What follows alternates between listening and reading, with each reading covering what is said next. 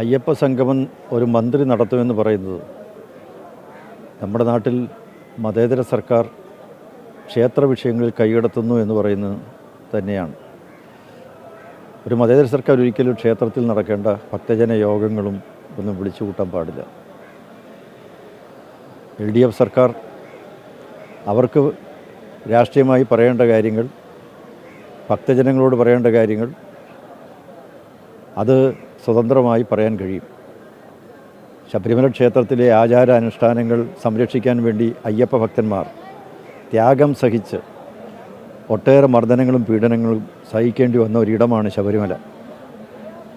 അവിടെ അവരുടെ കണ്ണുനീർ വീണിട്ടുണ്ട്, ചോര തുള്ളികൾ വീണിട്ടുണ്ട്.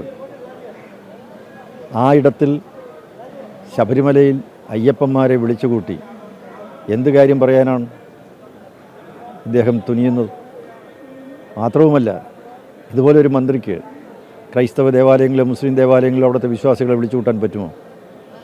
ശബരിമലയിലെ വിശ്വാസികൾക്ക് ഇന്ന് ആവശ്യം അവിടെ സൗകര്യങ്ങൾ ചെയ്തു കൊടുക്കുക, അവിടെ ഭക്ഷണ പദാർത്ഥങ്ങൾ ലഭിക്കാൻ വേണ്ടുവത്തിൽ വിതരണം ചെയ്യാൻ ഭക്തജനങ്ങൾ തയ്യാറാണ്. അതിനൊന്നും അനുവാദം കൊടുക്കില്ല. കാരണം ഹോട്ടലുകളുണ്ടെന്നാണ് പറയുന്നത്. അപ്പോൾ അവിടുത്തെ അയ്യപ്പന്മാരെ ചൂഷണം ചെയ്യുന്ന ശക്തികൾ ശബരിമലയിൽ സ്വൈരവിഹാരം നടത്തുമ്പോൾ മന്ത്രി അവിടെ അയ്യപ്പന്മാരുടെ യോഗം വിളിച്ചു കൂട്ടി എന്തു പറയാനാണ്? മാത്രവുമല്ല, ഒരു മന്ത്രി ആകുന്നത് MLA ആയതുകൊണ്ടാണ്. MLA വോട്ട് നേടി വന്നവരാണ്. അത് ക്രൈസ്തവരുടെയും മുസ്ലിങ്ങളുടെയും ഹിന്ദുക്കളുടെ വോട്ട് നേടിയവരാണ്. ഒരു MLAയ്ക്കും ഒരു മതവിഭാഗത്തിന് വേണ്ടി മാത്രം ഒരു കാര്യവും ചെയ്യാൻ പാടില്ല. അവരുടെ ക്ഷേത്രാങ്കണത്തിൽ ഹിന്ദുമത വിശ്വാസികളുടെ മുഴുവൻ ക്ഷേത്ര ആചാര അനുഷ്ഠാനങ്ങൾ നടക്കുന്ന ഒരു സ്ഥലത്ത് മന്ത്രി ഇടപെട്ട് ചെന്ന് ഒരു യോഗം വിളിച്ചു കൂട്ടുക എന്ന് പറഞ്ഞാൽ MLA എന്നുള്ള നിലയ്ക്ക് അദ്ദേഹത്തിന് കിട്ടിയ മാൻഡേറ്റിന് വിരുദ്ധമാണ്. എല്ലാവരും ഒത്തുചേർന്ന് കൊടുത്തൊരു മാൻഡേറ്റുണ്ട്, അത് ക്ഷേത്രകാര്യങ്ങൾ ചെയ്യാനല്ല. മാത്രവുമല്ല, ക്ഷേത്രങ്ങൾ എന്ന് പറയുന്നത് തീർച്ചയായിട്ടും ഒരു സ്വതന്ത്ര പരമാധികാര ബോർഡിൻ്റെ കീഴിലാണ് ഭരണം. ദേവസ്വം ബോർഡിൻ്റെ കീഴിലാണ്. ആ ദേവസ്വം ബോർഡിനെ നോക്കുകുത്തിയാക്കി മാറ്റി എല്ലാ കാര്യങ്ങളിലും സർക്കാർ ഇടപെട്ട് തങ്ങളുടെ രാഷ്ട്രീയ നേട്ടങ്ങൾക്ക് വേണ്ടി ക്ഷേത്ര കാര്യങ്ങളെ ദുരുപയോഗം ചെയ്യുന്നത് ഒരിക്കലും അംഗീകരിക്കാനാവില്ല. ഭക്തജനങ്ങൾക്കതിൽ ശക്തമായ അമർഷമുണ്ട്, പ്രതിഷേധമുണ്ട്. സൗകര്യങ്ങൾ ചെയ്തു കൊടുക്കുക, അതവിടെ അവലോകന യോഗങ്ങൾ നടക്കാറുണ്ടല്ലോ, അതിലാരും ഭക്തജന പ്രതിനിധികളെ വിളിക്കാറില്ല. അവിടെ അയ്യപ്പ സേവാ സംഘം, അയ്യപ്പ സേവാ സമാജം തുടങ്ങിയിട്ടുള്ള ഭക്തന്മാരുടെ അയ്യപ്പന്മാരുടെ പ്രസ്ഥാനങ്ങളുണ്ട്.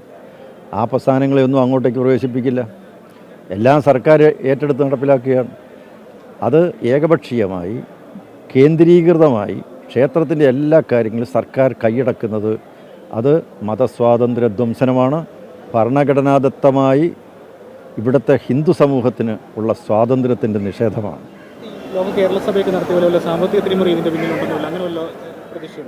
അല്ല, ഇതിൽ പല ദുരുദ്ദേശങ്ങളുണ്ട്. ശബരിമലയിലേക്ക് നിരവധി ആളുകളെ ആകർഷിക്കാൻ വലിയ കോർപ്പറേറ്റ് വൻകിട മൂലധന ശക്തികളെ ആകർഷിക്കുന്നതിൻ്റെ പിന്നിൽ ദുരുദ്ദേശമുണ്ട്. ഭക്തജനങ്ങൾക്ക് ആവശ്യം അവർക്ക് അടിസ്ഥാന സൗകര്യങ്ങളാണ്. ഭക്തജനങ്ങൾക്ക് കക്കൂസുകൾ പണിത് കൊടുക്കൂ, അവിടെ ടാപ്പിൽ വെള്ളം കിട്ടാനുള്ള മാർഗം ഉണ്ടാക്കി കൊടുക്കൂ. ഒരു കക്കൂസെങ്കിലും കൂടുതൽ പണിയുന്നുണ്ടോ? കിടക്കാനുള്ള സൗകര്യമുണ്ടോ? വരുന്ന അയ്യപ്പന്മാരുടെ എന്ത് വലിയ ഭീമമായ തുകയാണ് ഈടായിക്കൊണ്ടിരിക്കുന്നത്. അവിടുത്തെ പ്രശ്നങ്ങൾ, നീറുന്ന പ്രശ്നങ്ങൾ, ഭക്തജനങ്ങൾ അഭിമുഖീകരിച്ചു കൊണ്ടിരിക്കുന്ന വലിയ പ്രശ്നങ്ങളൊന്നും കണ്ടില്ല എന്നടിക്കുകയും ഇതുപോലുള്ള ഗിമ്മിക്കുകൾ കാട്ടി ഭക്തജനങ്ങളുടെ ഇടയിൽ സ്വാധീനം, രാഷ്ട്രീയമായ സ്വാധീനം ഊട്ടിയുറപ്പിക്കാൻ ശ്രമിക്കുന്ന മന്ത്രിയുടെ തന്ത്രം അത് വിലപ്പോവില്ല.